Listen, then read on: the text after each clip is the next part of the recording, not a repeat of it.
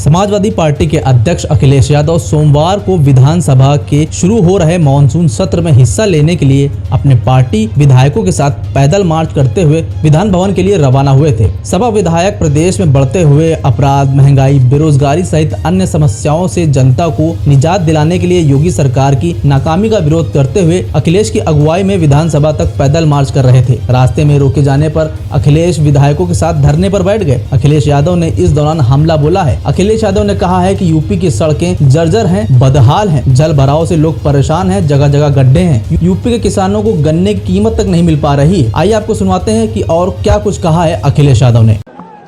पिछले 5 साल का कार्यकाल और जब से ये दोबारा सरकार को मौका मिला है, उत्तर प्रदेश की सड़कें जर्जर हैं, गड्ढे बन गए हैं सड़कों पर।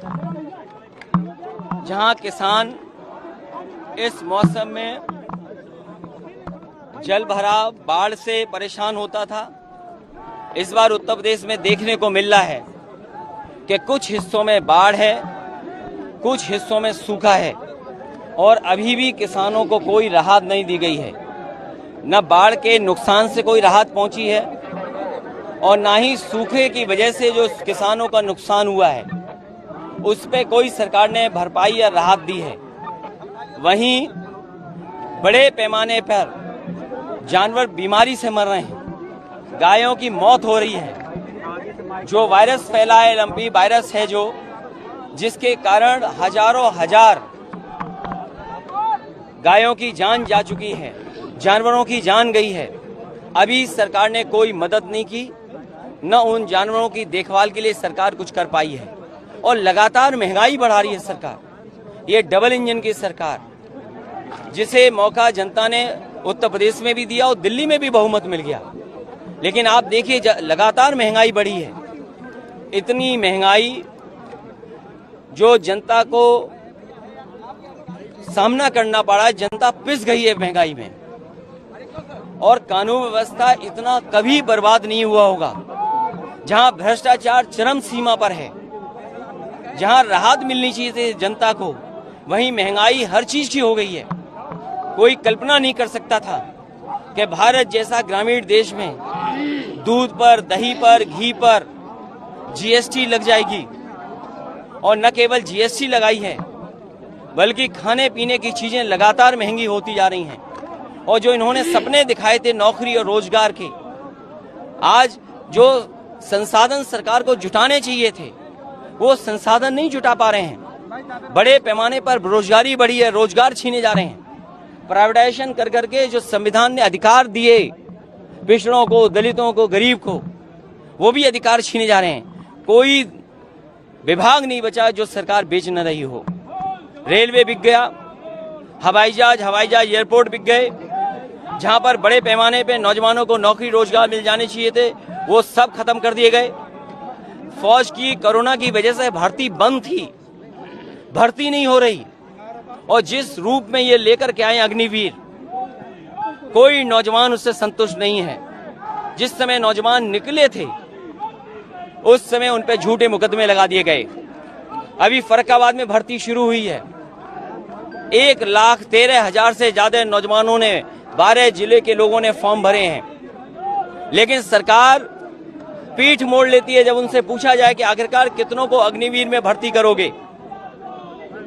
तो रोजगार ठप, नौकरी नहीं, किसान बर्बाद। और अभी भी गन्ने के किसानों का बकाया है। चीनी मिलें किसानों का गन्ने की कीमत नहीं दे पा रही हैं।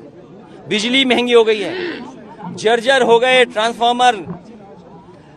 जो कैपेसिटी सरकार को बढ़ानी चाहिए थी वो कैपेसिटी नहीं बढ़ा पा रहे हैं। इसलिए समाजवादी पार्टी पहले भी इन सवालों पर धरना देना चाहती थी। हमारे विधायक जाकर के सदन के में बैठ करके और सदन के बाहर धरना देना चाहते थे, सरकार ने रोक लिया। आज जब हम सब लोग पैदल जाना चाहते थे उस समय भी रोका गया है।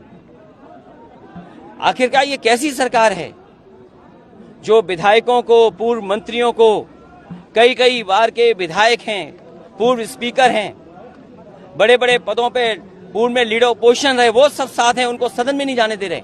अगर सदन में जाकर के हम अपनी जनता की तो बात उठाते हैं। आखिरकार सरकार क्यों नहीं फेस करना चाहती है? और सरकार इसीलिए नहीं फेस करना चाहती है क्योंकि हर मुद्दे पर सरकार असफल हुई है। लेकिन लोकतंत्र के मूल्यों को बचाने के लिए समाजवादी पार्टी इसी तरह यही सड़क का रास्ता अपनाएंगे। जब सदन में इन्होंने नहीं जाने दिया तो सदन चला करके वंदे मातरम से शुरुआत कर करके और हमारे जो विधायक अरविंद गिरी जो हमारे बीच नहीं रहे उनकी भी शोक सभा कर करके खत्म की है। और अगली रणनीति क्या होगी वो भी हम लोग विधायक बैठ करके तय करेंगे। बीजेपी के लोग ये कह रहे हैं कि जो लंपी वायरस आया वो चाइना और पाकिस्तान के लोग भेज रहे हैं। डबल इंजन की सरकार है, कहा जाता है गौ भक्तों की कथा। ये जानवर, गाय, भैंस और जानवरों को बड़े पैमाने पर नुकसान हुआ है, जाने गई हैं। सरकार ये बताए कि जानवरों की बीमारी को बचाने के लिए आपने क्या व्यवस्था की है। इस सरकार में न केवल जानवरों की जान जा रही है, गरीब अगर इलाज कराना चाहेगा तो इलाज नहीं हो रहा। पीएससी उठा लो, सीएससी उठा लो, जिला अस्पताल उठा लो, राजधानी के बड़े अस्पताल उठा लो, मेडिकल कॉलेज उठा लो, इतनी लंबी लंबी कतारें लगी हैं कि गरीब को पहले तो इलाज नहीं, दवाई नहीं।